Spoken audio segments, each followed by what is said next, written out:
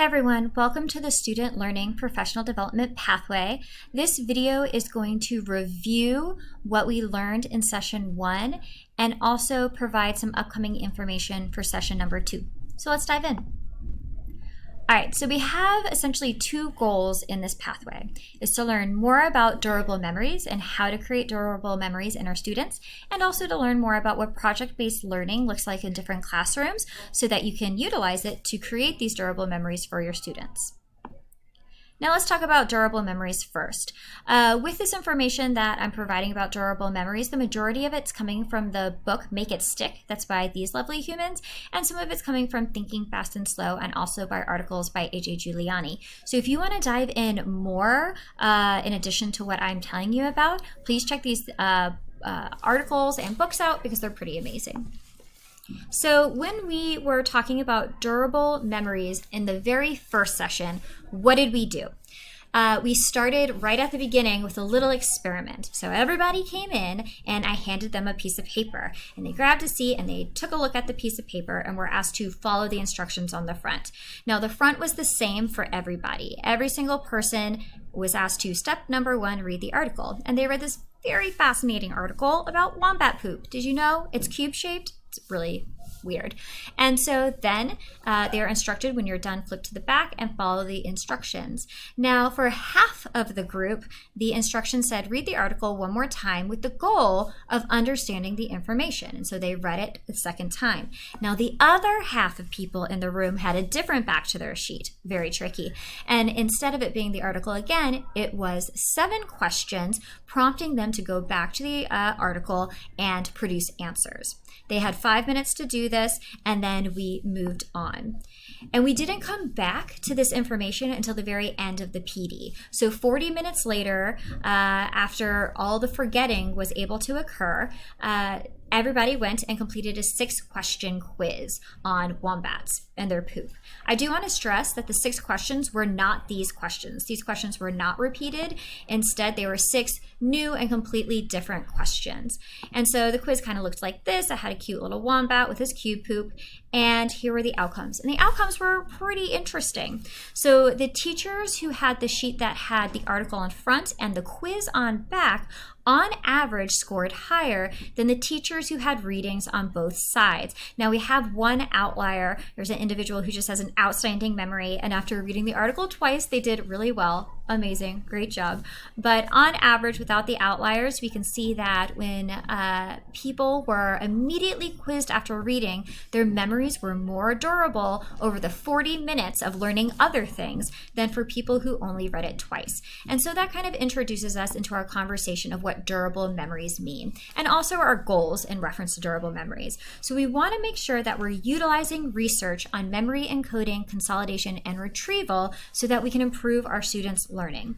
We want to develop engaging units that support curiosity and creativity to better our students' learning. And we also want to ensure quality over quantity assignments that give students the time that they need to better their learning. And so these are the 3 main things that we'll be hitting on when we're talking about durable memories in the classroom.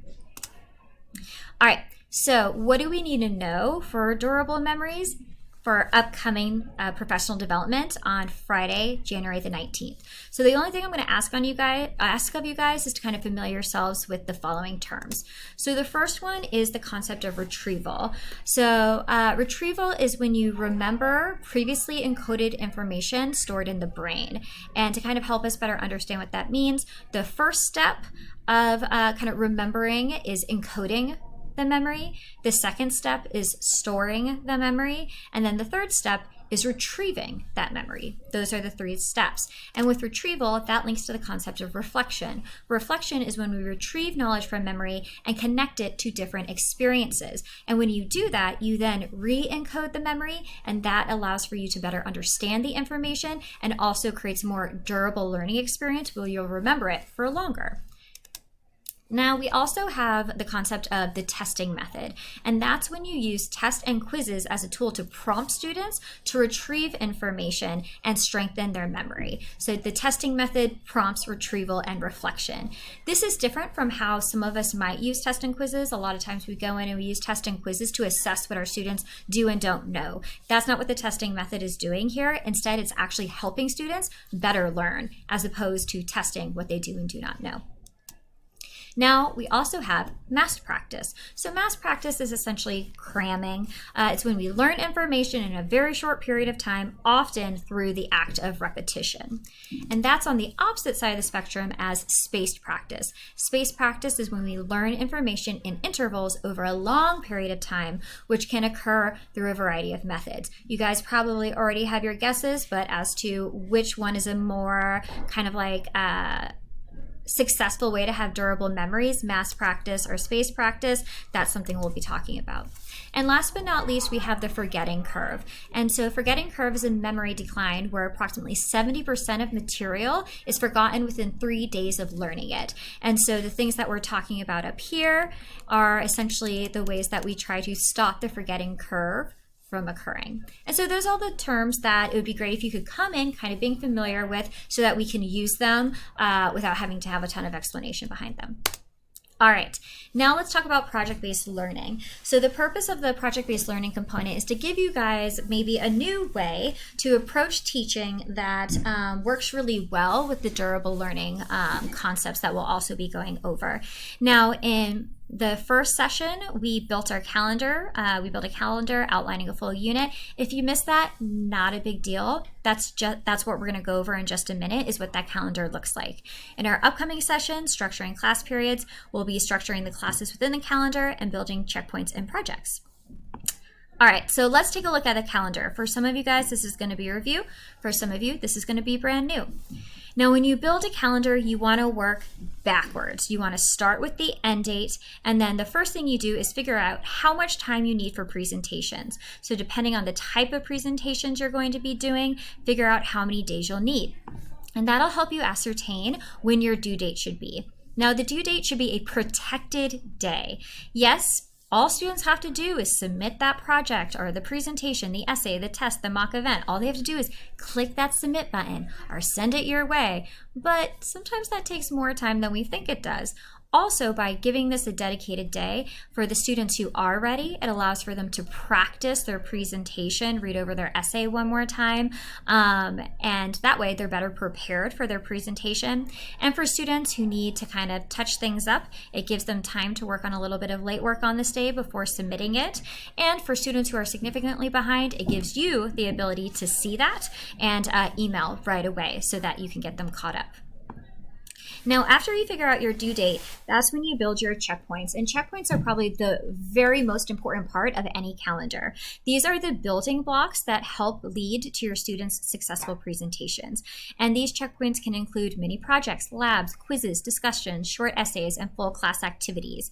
And what's really important is that these checkpoints directly support the final product, oftentimes even to the point that they are used in the final product or a part of the final product. And therefore, when you give feedback on these checkpoints, the checkpoints are where you should have your formal feedback cycle. You're helping the student directly create a successful presentation at the end. And so with these checkpoints, for instance, if a student or a group has completed the first and second checkpoint, they should already be 2/5 of the way done with the final product that they'll present at the end of the unit. This will help ensure that you get more complete and successful projects turned in by the due date. Now, once you have your checkpoints plotted on your calendar, you want to then insert your workshops. So workshops are the time when you can kind of predict what type of information students will need to successfully create a checkpoint, or it can follow a checkpoint where you gather checkpoint data and identify areas of struggle so that you don't necessarily have to give every single student individual feedback. You can instead build a workshop that helps with the things that you noticed in the checkpoint. And these workshops can be recorded required or optional, but ultimately what all of them should be is direct teacher support. It should be a lecture or a video with follow-up to make sure the student understood, notes, worksheet, practice. The student should not be doing the heavy lifting during workshops. It should be direct support from a teacher so that students can then do the heavy lifting on their own with checkpoints. All right, after you build your workshops, you then put in your entry activity. Now, this is just one day, but it is such an important day. Opinions are formed in the first 5 minutes, and so you want your entry activity to be active and interactive, fun, engaging, and spike curiosity. Your students don't need to learn on this day. What you want to do is get them excited about all the things they're going to learn over the next several weeks. It will help significantly with buy-in. Once you have your entry activity built, everything else becomes a work day. These are protected days. They're sacred. You cannot assign anything additional on these days. This is time for your kids in class to work on checkpoints or the final product, depending where you are in the project life cycle. Your goal during this time is to be a project manager. You go from group to group, carrying around the rubric. You can give them projected grades and tell them how to improve. You give them verbal feedback, saving yourself a ton of time so you don't have to do written feedback.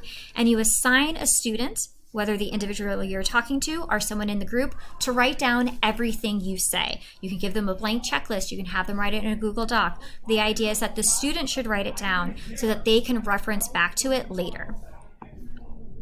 All right, so that is the calendar information that we reviewed for session 1. Hopefully some of us have mapped out a calendar for a project that we want to use in Q3 or Q4 so that you can actually have something to use later on. If you haven't, that's okay. You can still just show up for the fun of it and to learn. But if you are hoping to have a product by the end of these sessions, make sure to come in with a calendar built out that looks something like this. All right. So see you guys at PD. Thanks so much for watching this video. If you have any questions, be sure to email me, and I'll see you later. Bye.